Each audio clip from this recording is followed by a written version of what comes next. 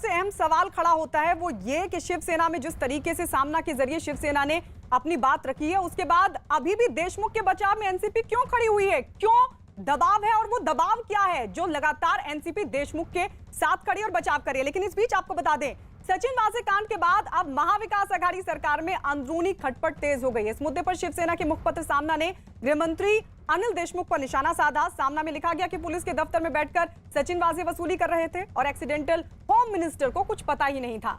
असल में महाराष्ट्र के गृह मंत्री अनिल देशमुख पर पूर्व पुलिस कमिश्नर परमबीर ने वसूली करने के आरोप लगाए थे। सामना के तेवर देखकर बीजेपी को भी इस मुद्दे पर चुटकी लेने का मौका मिल गया। शिवसेना के निशाने पर अपनी सरकार के ही गृह मंत्री। सामना के अनिल देशमुख को बताया एक्सीडेंटल होम मिनिस्टर।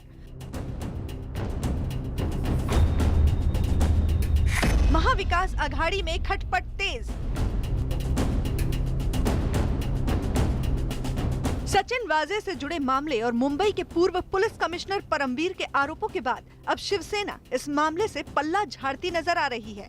एक बार फिर राज्य के गृह मंत्री अनिल देशमुख निशाने पर हैं और इस बार हमला करने वाले अपने हैं। शिवसेना के मुखपत्र सामना में इस पूरे विवाद के लिए अनिल देशमुख को जिम्मेदार ठहराया गया। सामना में लिखा गया है कि मुंबई पुलिस आयुक्त में बैठकर वाजे वसूली कर रहे थे और गृह मंत्री को इस बारे में जानकारी नहीं होगी। अनिल देशमुख को गृह मंत्री का पद दुर्घटनावश मिल गया। जयंत पाटिल, दिलीप वसले पाटिल ने गृह मंत्री का पद स्वीकार करने से मना कर दिया था। तब ये पद शरद पवार ने देशमुख को सौंपा।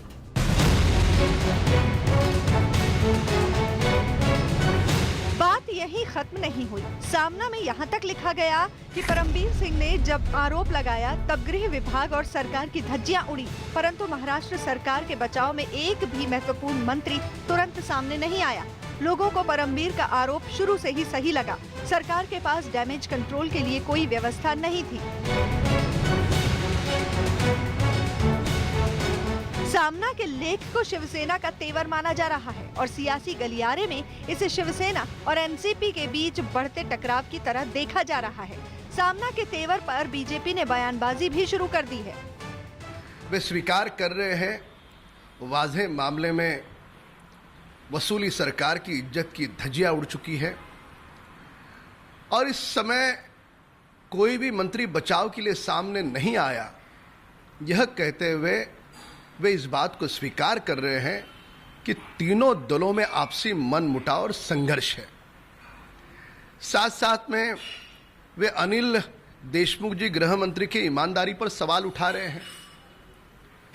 शिवसेना का एक ओर वाजे मामले को लेकर के अनिल देशमुख जी की ईमानदारी पर सवाल उठाना और दूसरी ओर उन्हीं के मुख्यमंत्री है, उनका अधिकार है उनका इस्तीफा लेना, पर वो इस्तीफा नहीं ले रहे हैं। 20 मार्च को मुंबई पुलिस के पूर्व आयुक्त परमबीर सिंह ने जो लेटर बम फोड़ा था, उसके दूसरे दिन यानी 21 मार्च को संजय राउत ने दूसरी मंजिल तलाशने को लेकर एक ट्वीट किया था, जिसके बाद ये कयास लगाए जाने लगे थे कि शिवसेना और एनसीपी के बीच सब कुछ ठीक नहीं है।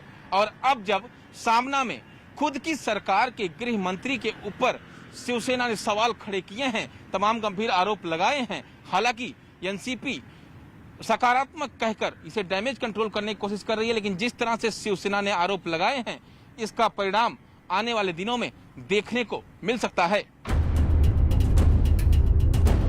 एनसीपी को लेकर शिवसेना के इस तेवर से पहले कांग्रेस से उनकी नाराजगी सामने आ चुकी है। कुछ दिन पहले शिवसेना के प्रवक्ता संजय राउत ने यूपीए को लकवाग्रस्त बताकर शरद पवार को गठबंधन का प्रमुख बनाने की सलाह दी थी। तब कांग्रेस ने शिवसेना को ये याद दिलाने में देर नहीं की थी कि महाराष्ट्र की सरकार कांग्रेस के समर्थन से ही बनी है। इस बार सामना ने एनसीपी कोटे से गृह मंत्री बने देशमुख को आड़े हाथों ले लिया। सचिन वाजे मामले का जिक्र कर सामना में लिखा गया कि अनिल देशमुख ने कुछ वरिष्ठ अधिकारियों से बेवजह पंगा लिया। गृह मंत्री को कम से कम बोलना चाहिए। बेवजह कैमरे के सामने जाना और जांच का आदेश जारी करना अच्छा नहीं है। संदिग्ध व्यक्ति के घेरे में रहकर राज्य के गृह मंत्री पद पर बैठा कोई भी व्यक्ति काम नहीं कर सकता। पुलिस विभाग पहले ही बदनाम है, उस पर ऐसी बातों से संदेह बढ़ता है। पुलिस विभाग का नेतृत्व सिर्फ सैल्यूट लेने के लिए नहीं होता, वो प्रखर नेतृत्व देने के लिए होता है। प्रखरता ईमानदारी से तैयार होती है, ये भूलने से कैसे चलेगा। शिवसेना ने जिस तरह देशमुख के खिलाफ मोर्चा खोला है, उसके बाद खुद गृह मंत्री को सफाई देने के लिए सामने आना पड़ा।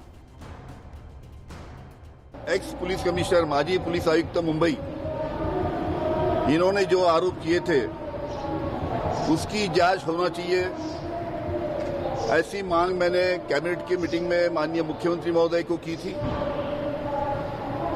और माननीय मुख्यमंत्री महोदय ने और राज्य शासन ने इस आरोपों की जांच रिटायर्ड हाईकोर्ट जज के द्वारा करने का निर्णय लिया है और उस प्रकार ये आरोपों की जांच होंगी और जो भी सच है वो सामने आएगा।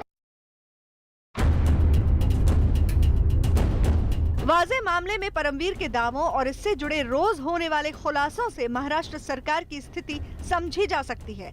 सामना में भी इस वक्त सरकार की राह को फिसलन भरी बताया गया है।